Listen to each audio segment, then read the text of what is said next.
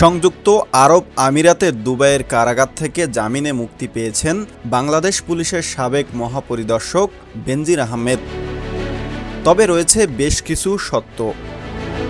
স্থানীয় আদালত গত ২৭ জুলাই তার জামিন আবেদন মঞ্জুর করলে ৩০ জুলাই প্রয়োজনীয় আইনি প্রক্রিয়া শেষে তিনি কারামুক্ত হন।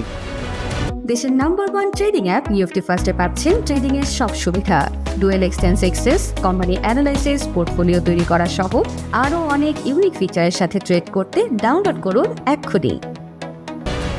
কারামুক্তির পর বেনজির আহমেদ বলেন, আদালতের নির্দেশ অনুযায়ী তিনি জামিনে মুক্তি পেয়েছেন এবং শারীরিকভাবে সুস্থ আছেন।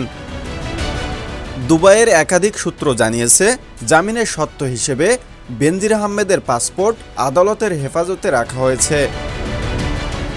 এছাড়া আদালতের পূর্ব অনুমতি ছাড়া তিনি সংযুক্ত আরব আমিরাত ত্যাগ করতে পারবেন না। শুনানিতে বাংলাদেশ সরকারের পাঠানো প্রত্যর্পণ সংক্রান্ত নথি ও অন্যান্য আইনি বিষয়ে উপস্থাপনের পর আদালত এ সিদ্ধান্ত নেয় বলে জানা গেছে। তবে এ বিষয়ে এখনও দুবাই কর্তৃপক্ষ আনুষ্ঠানিক কোনো বক্তব্য দেয়নি।